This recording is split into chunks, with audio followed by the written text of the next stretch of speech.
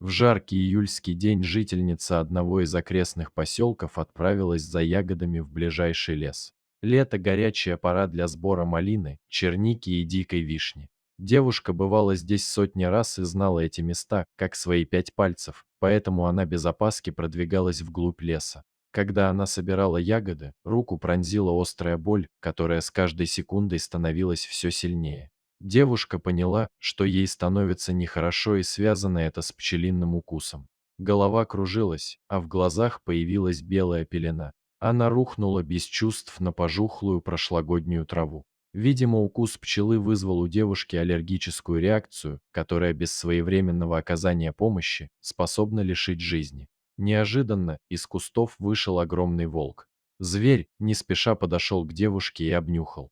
Хищник наблюдал за ней давно, но так как волки стараются обходить людей стороной, ему еще не приходилось быть так близко к человеку. Почему девушка вызывала у волка такой интерес, она не знала. Возможно, зверю нравился ее мелодичный голос, а может, исходящий от нее запах с примесью хлеба и парного молока. В тот момент серого бродягу разбирало любопытство, толкнувшее его на отчаянный шаг. Волку было невдомек, почему девушка лежит неподвижно.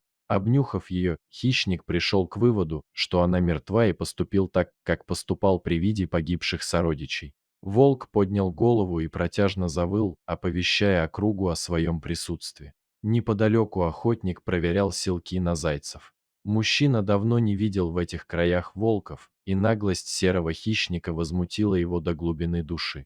Вскинув ружье, охотник поспешил к источнику звука. Обнаружив волка, он взял его на прицел.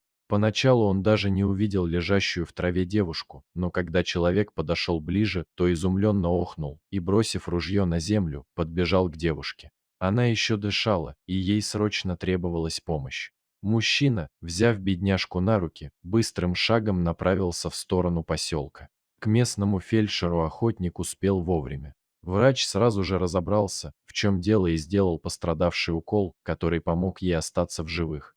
Через пару дней она полностью оправилась от укуса пчелы и чувствовала себя превосходно. Охотник после того случая убрал капканы и засыпал волчьи ямы землей. Волков с тех пор в лесном краю не видели. Трудно сказать, что это было, божий промысел или высшее милосердие. Решать, конечно, вам, друзья, а мы в очередной раз убедились, что чудесам всегда найдется место в нашей жизни.